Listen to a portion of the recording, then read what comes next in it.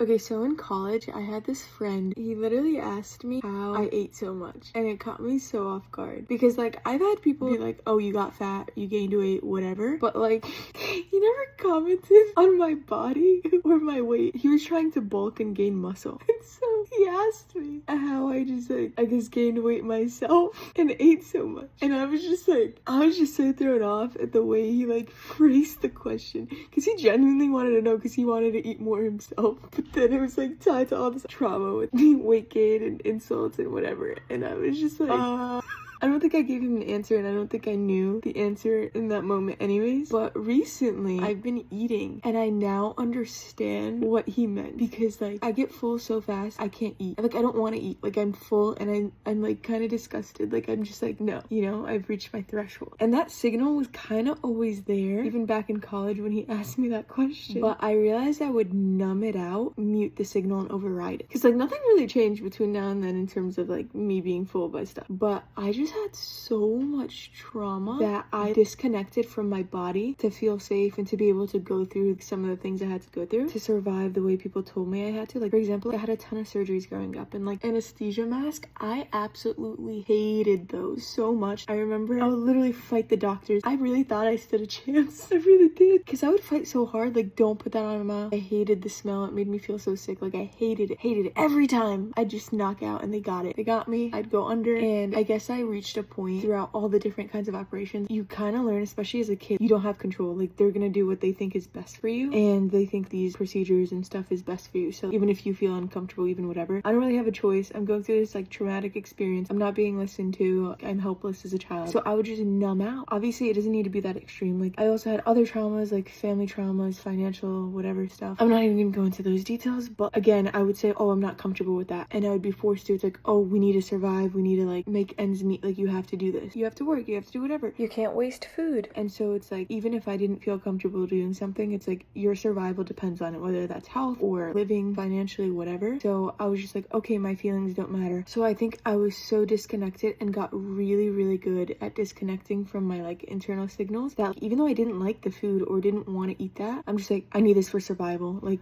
because of the trauma was so deep, so I was able to eat so much, and I guess like bulk in the way he was asking me about. Since graduating and stuff, I've been able to have more space and heal a lot more from a lot of the trauma. There's so much that goes into it, and it's crazy to me that people shame you for like, gaining weight and like treat you as less than, and it's like, damn bro, like we're already going through the mud with other stuff, which is probably why we're gaining weight, and you're just like adding to it. Like, what? But if you happen to gain a lot of weight too, I would look into more of where that's coming from and stuff, and don't beat yourself up for it.